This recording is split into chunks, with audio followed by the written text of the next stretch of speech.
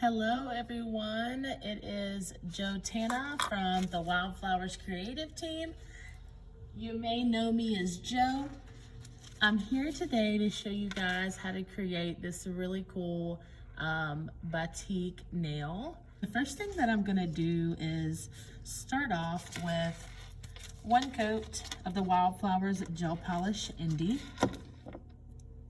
Because this is about a background color, I am only gonna apply one coat to the nail. It's really great coverage. There'll be several layers, and I just don't think we need to bulk up the nail unnecessarily. I would say the same on a client as well. We're gonna pop that in the light for 30 seconds in an LED and 2 minutes in a UV. The next thing that I want to do is apply a layer of the Wildflowers Clear Bloom Gel. This blooming gel does not have to be applied super thick for it to bloom well. The best suggestion that I could give you when you're using this product, when you're applying gel polish into the uncured bloom gel, don't be afraid to use a decent little dollop, okay? I think oftentimes people don't use enough gel and it just doesn't do what it's supposed to do. All right, so the next thing I'm gonna do, I'm not curing this yet. I'm gonna go in with the Wildflowers tissue paper right onto my palette. And what I'm trying to do is create the cracks that you often see in batik art. It's actually wax that they use on a piece of fabric, and after they apply their design with wax, then they dip dye the fabric, and the wax resists the dye, and so it creates this really cool design, this really cool piece of art.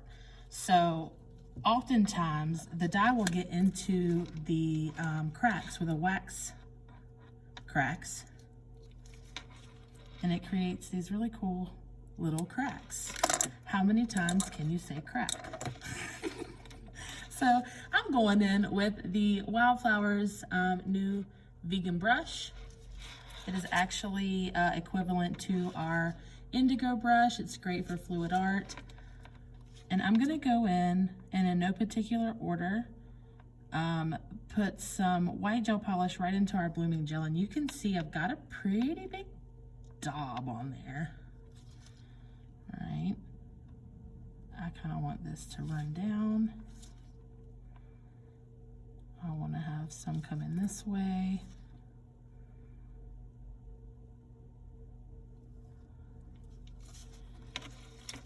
I'm actually going to put some more on my palette.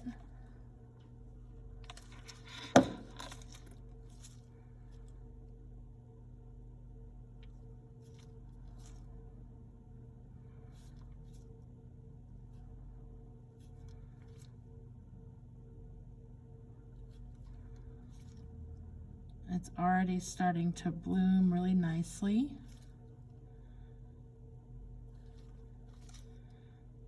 I'm gonna give it a minute.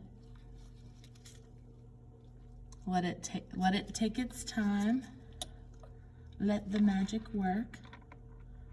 I do have a pretty good amount of gel on this little tip here. One thing that you can do is hang this or your client upside down so that it pulls away from the edges and it doesn't create hips. You could also go in with your gloved finger and pull some of that off. I don't like to do that if I don't have to. I'm gonna hang this just for another quick second, and I'm gonna pop that in my LED light for 30 seconds. All right, so we've got a nice cure. The next thing that we're gonna do is apply some of the Indy, the background color that we use for this technique, right onto our palette.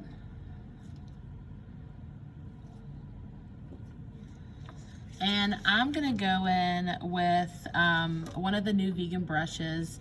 It is equivalent to our magenta brush, which is our detail brush.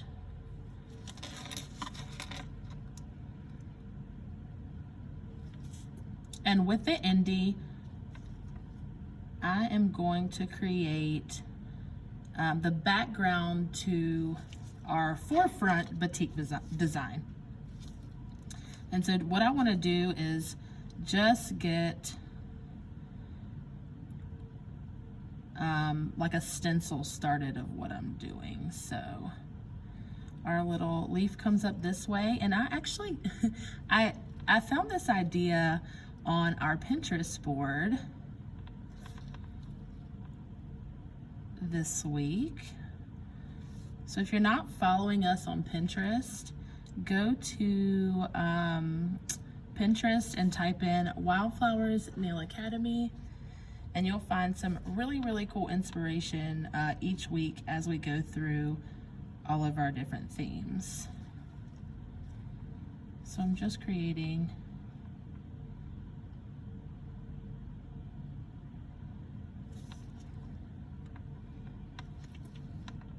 the outline for our design. Then I'm going to fill this in.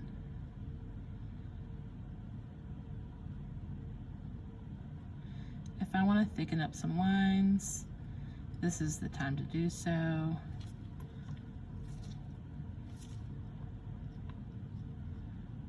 We were just creating a guide before.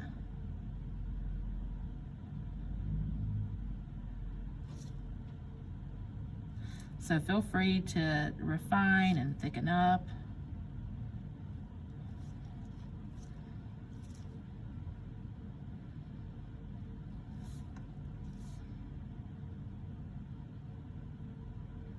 I'm actually going to bring this down some.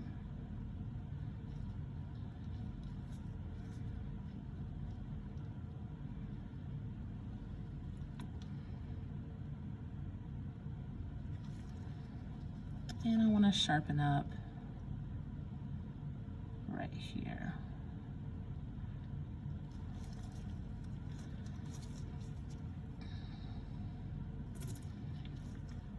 I actually might add another little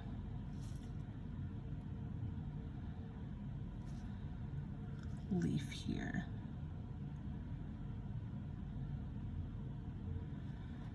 All right.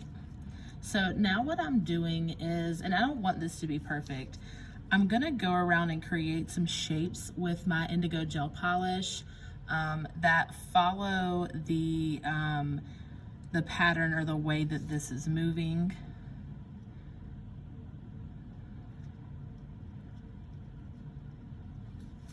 Just to highlight it a little more.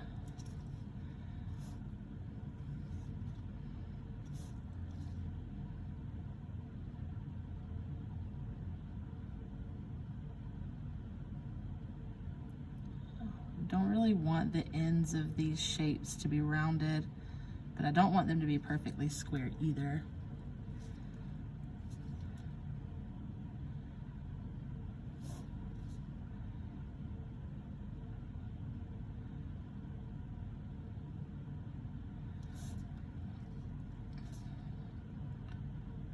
This is coming around this way, so we want our shapes to follow. We're gonna add a stem right here for just a little flower. We're gonna do it this way.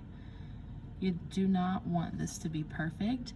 If you're really good at straight lines and you feel like you're having a hard time not creating a perfect line, you can actually wriggle your brush back and forth like this to create an imperfect line. So now I'm gonna do my little flower here at the top. This would be the top and my center of the flower. So I'm gonna create a petal by pressing. and releasing to create a point. Again, we're pressing and I'm kind of moving back and forth, and releasing this one petal.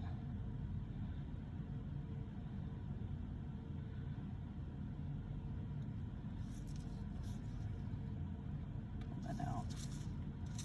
These are not perfect petals that we're trying to make.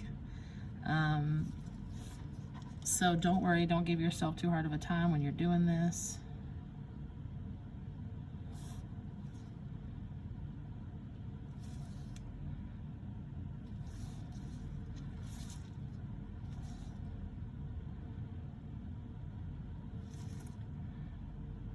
Pull that out just a tad.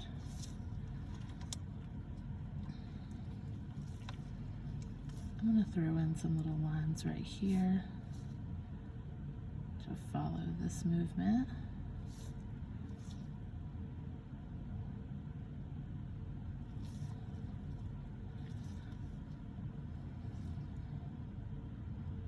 And a little line here to follow our stem up. Also bring one right here. All right, and we're gonna pop that in our LED light for 30 seconds. Now, with the white gel polish that we have left over on our palette and our same magenta brush, we're gonna come back into our white and start to create a pattern through this design. All right, so we're gonna start in our leaf by just adding a middle line here. Just a little vein. Not a perfect vein, but a vein.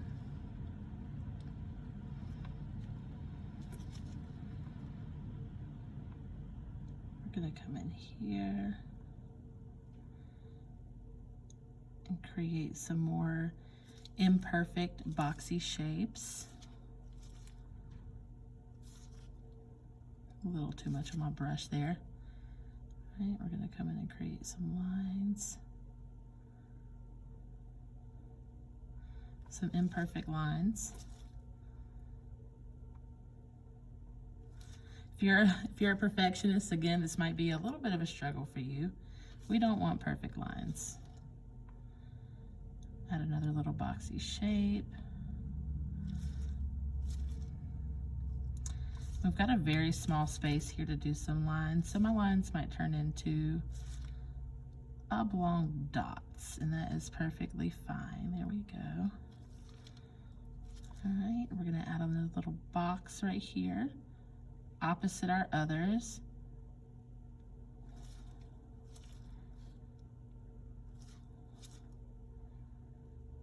Some little imperfect abstract lines. Little oblong dots. All right, now we're gonna go in and just highlight our little movement pieces.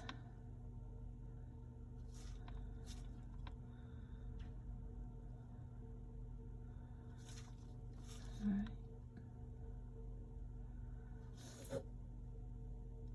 Some of your lines can be an opaque white. Some of them can be a see-through white. If you don't have as much gel polish on your brush, it's perfectly fine.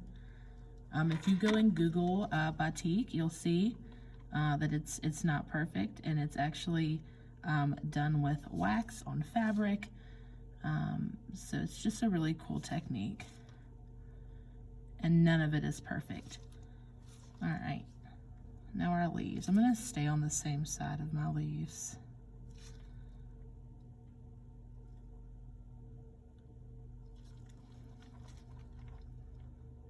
Just following the shape.